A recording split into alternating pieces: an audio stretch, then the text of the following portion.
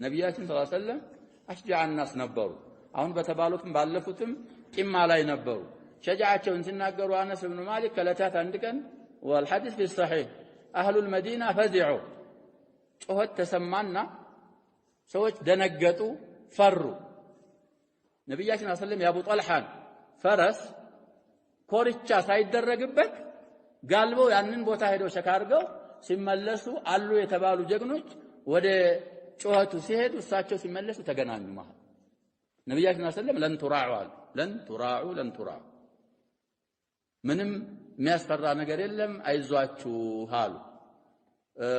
ማዕረካም ላይ ያሸበው አሊ ረዲየላሁ ዐንሁ እንደሚናገሩት ጀግና የሚባል ከኛ ነብያችን ሰለላሁ ዐለይሂ ወሰለም አሉበት ቦታ የሚደርስ ነው ይላሉ።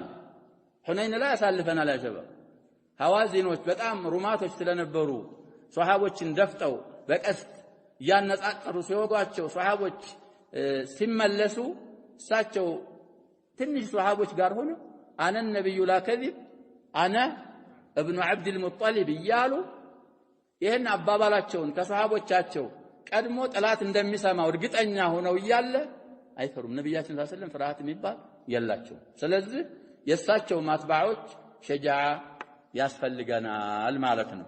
طيب ሌላ ወልከረሙ ወልወፋ ከረም ማለት ለጋሽ መሆን ጁድ ማለት ነው። አጀባ ቸር ሙስሊም ቸር ነው የሚሆነው ባለ ቸር መሆን ሙስሊሞች እርስ በርሳቸው ይተጋገዙ ፈቅርን ማጥፋት አይቻልም። ያሸባ አላህ Subhanahu Wa Ta'ala ለሕክመቲን يعلمها عبادun ግማሹን ያለው ግማሹን የሌለው አድርጓል።